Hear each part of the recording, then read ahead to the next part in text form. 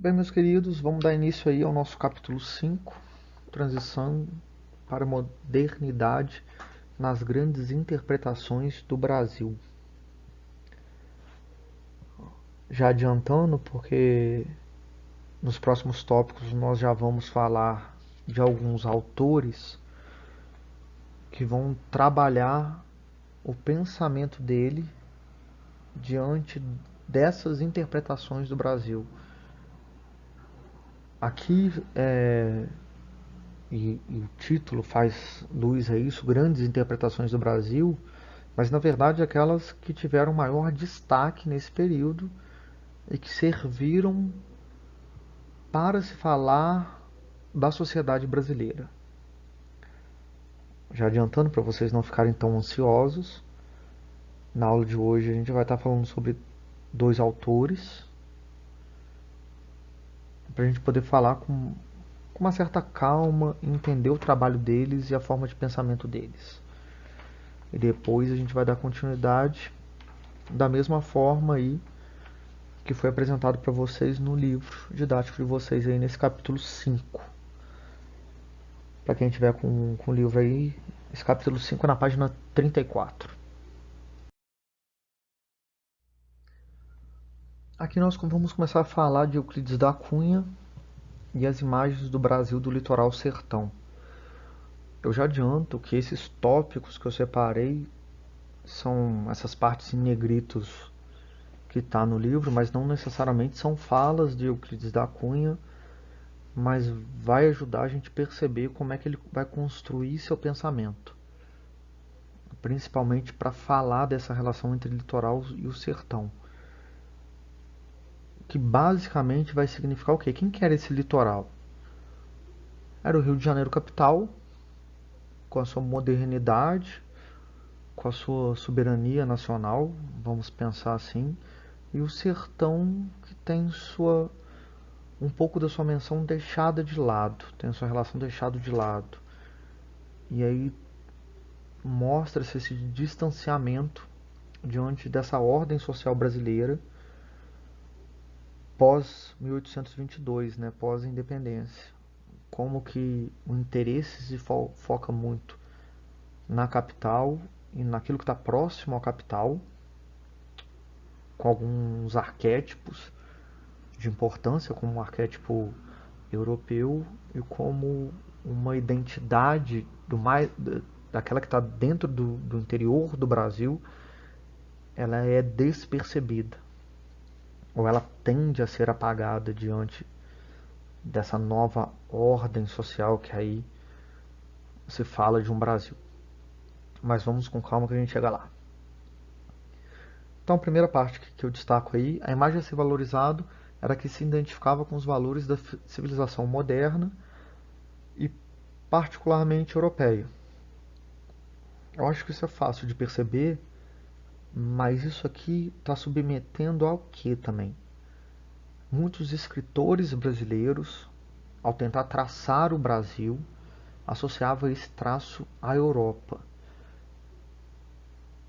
aos traços europeus. E aí vamos botar assim, essa imagem do branco, que a princípio vai trazer uma voz, tende a ser mostrado como uma voz do brasileiro, que aí a gente tem alguns escritores que vão trabalhar em cima do romantismo, do indianismo, mas sempre vai estar buscando ali a imagem desse branco português europeu.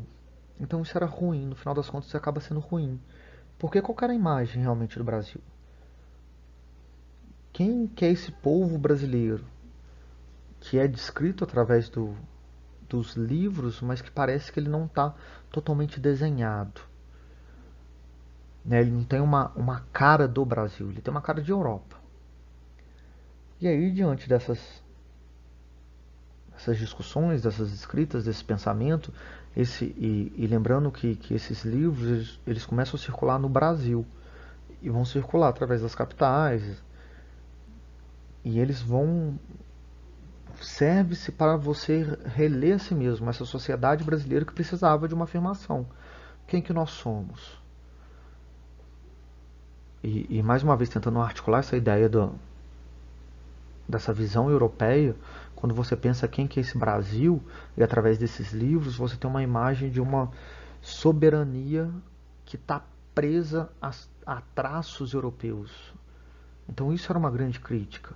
O Brasil é independente por si só, ele tem que trazer contigo uma identidade social e cultural junto a ele. Então, desprender essas relações europeias, entender o Brasil como Brasil, era algo muito importante. E intermediando esses tópicos, a gente tem lá: o interior era uma realidade social e cultural a ser renegada, provocada por causa desse distanciamento. O interior do Brasil, aqueles que não estavam próximos à capital, ou agora já a formação das grandes cidades, que estavam nessa região do Sudeste, tende a ser esquecido. Tende a ser esquecido porque também pensar no interior nos seus grandes engenhos. E pensar no engenho era um pouco dessa provocação de pensar também na escravidão, que já está sendo deixado de lado. E agora, na, na modernização e na industrialização, essa relação com a terra também é um pouco esquecida. Então tem um pouco desse apagamento da história do Brasil. Apagamento em termos, né? Porque sempre vai ser discutido sobre o que foi escravidão, mas essa dor dela, isso que foi escravidão no Brasil, enquanto a violência do negro, o apagamento da cultura do negro, isso aí começa sendo deixado de lado e a escravidão passa a ser descrita como quase um evento natural do Brasil. E você esconde esses traços e você só discute ele através dos livros, mostrando uma forma de um negro que quase precisava do branco, quase diante de uma mentira que, que tem-se algumas pessoas que pensam um pouco disso, que o negro necessita do branco, quase foi um pedido, um favor para o branco que eu falo, diante dessa visão europeia, para que esse branco cuidasse desse negro. Então a gente sabe diante da história aí que isso é uma grande balela, mas a gente tem que, nesse período, teria que tirar essa visão do Brasil diante dessa escravidão dele. E como nas aulas anteriores a gente viu que foi penoso essa relação, nessa articulação de tentar fazer com que os negros fossem colocados em trabalhos nas cidades depois do próprio período da escravidão. Mas não estendendo muito a isso, mas para mostrar para vocês que essa relação, esse distanciamento com o que é ulterior, com o que era aquilo anterior à independência do Brasil, que era uma estrutura econômica que não cabe a essa modernidade industrial, politizada, que vem-se a discutir problemas legais, uma conjuntura organizada social que vai atender aos interesses plurais. Então esses conflitos eles vão sendo apagados. E aí já nessa ordem eu entro também para discutir com vocês o que foi esse pensamento do positivismo. Esse pensamento que vem fundamentado através de uma forma científica, né, que você vai ter que validar seu pensamento, você vai ter que articular esse pensamento para tentar provocar um alicerce social e cultural que consiga compor e organizar a sociedade brasileira. E quando pensa-se isso, você vai pensar ela como um todo. E aí é um pouco mais no pensamento do Euclides da Cunha, que ele vai pensar diante dessa fala, que era muito difundida na época, no século XIX, sobre o evolucionismo e o darwinismo social, nessa estrutura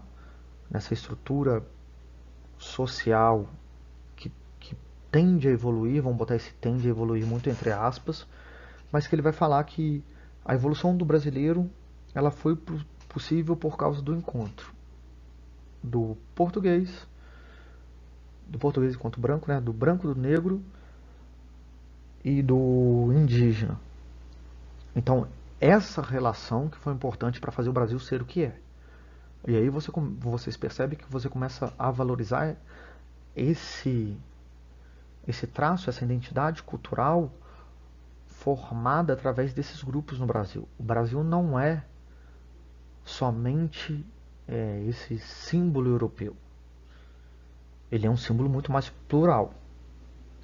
Só que isso causa um grande incômodo, porque você vai falar do mestiço. E o que era o mestiço?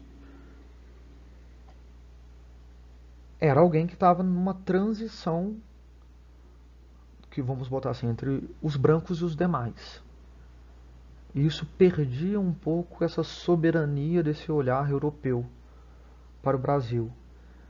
E muitos viam esses mestiços até com uma forma extremamente desrespeitosa. Por quê? Eles começaram a ser o que o Brasil é enquanto sua totalidade. O Brasil é muito mais mestiço do que qualquer outra das três raças.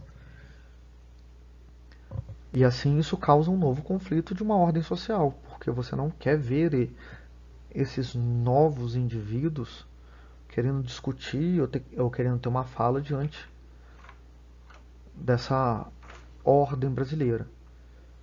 Até hoje, se a gente for para pensar, parece que o mestiço não tem uma identidade racial junto com ele.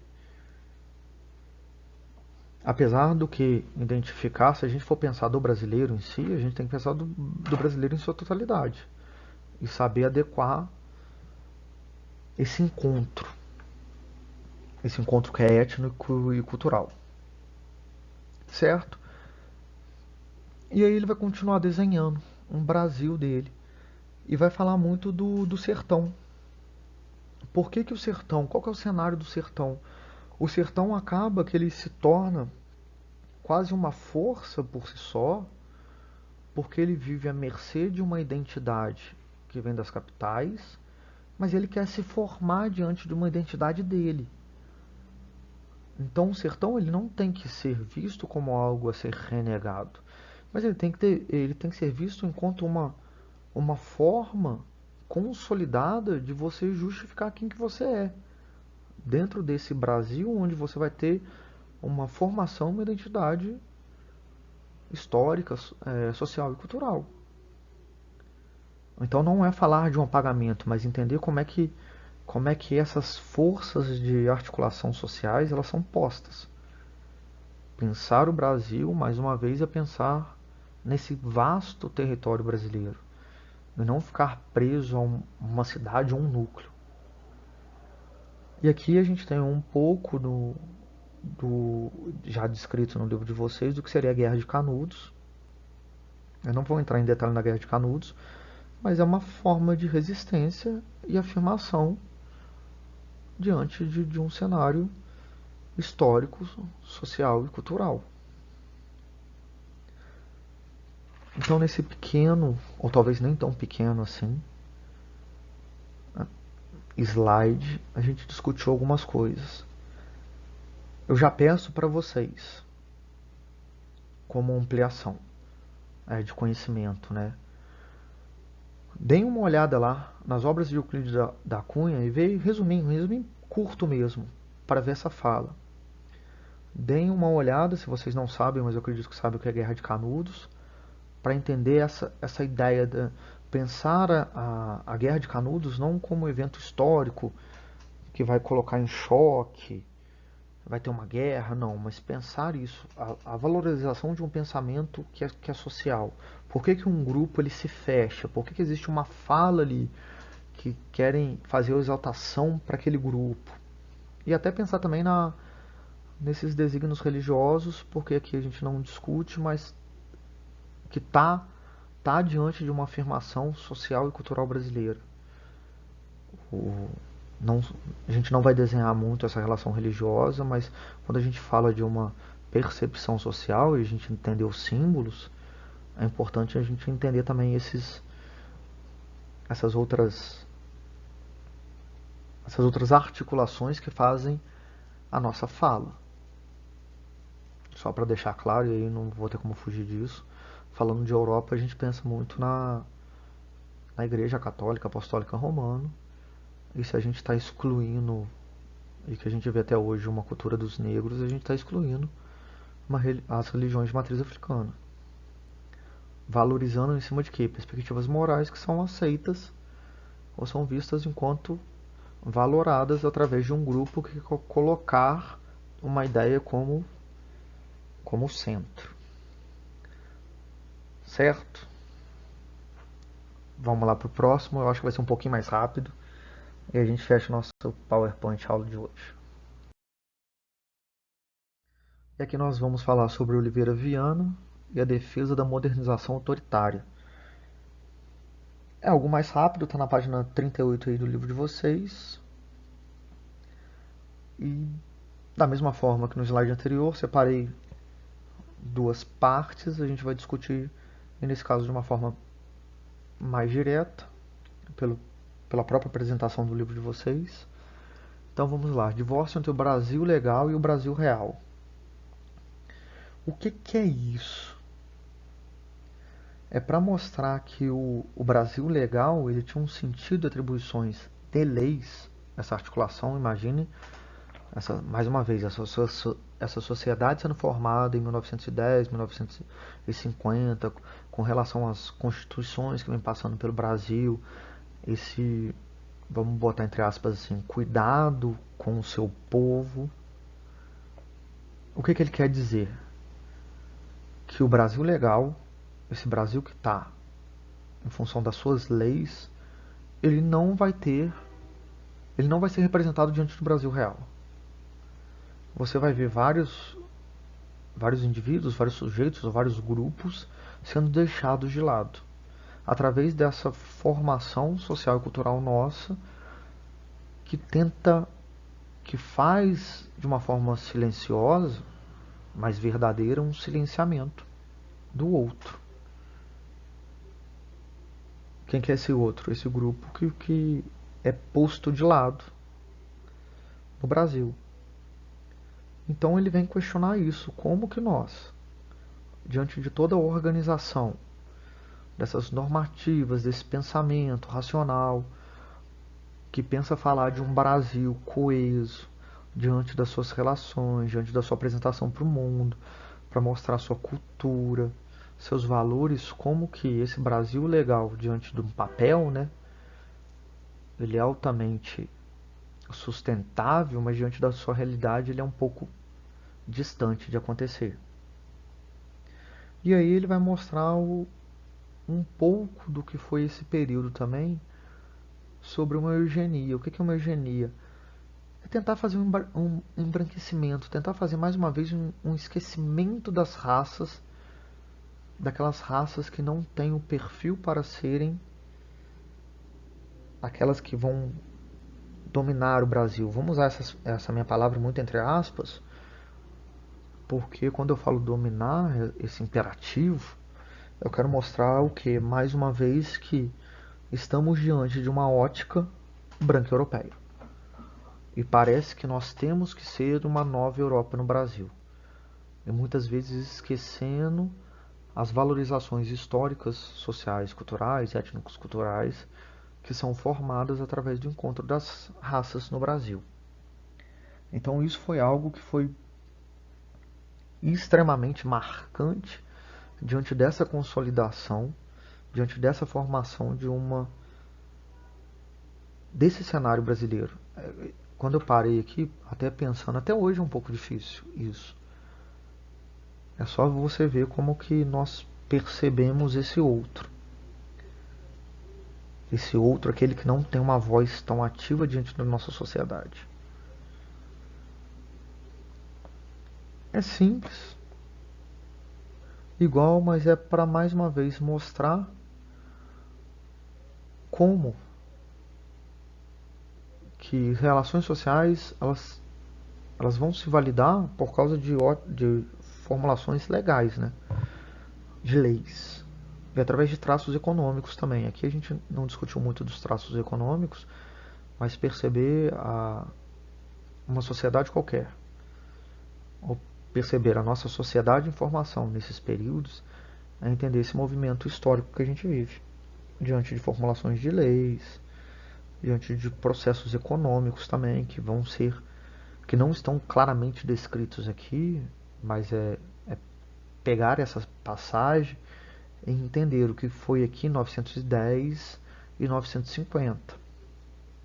Então, como no slide anterior, eu deixo para vocês verem aí, procurarem fatores econômicos no Brasil em 1910 e 1950. E aí perceber também quem que são esses trabalhadores que vão para uma mão de obra e que mais mão de obra braçal e que mais uma vez vão ser esses mestiços ou os negros. Para terminar, eu deixo para vocês na página 39 essa leitura aí desse quadrinho rosé, rosa, esse quadrinho aí de cima. Certo? Então até a próxima.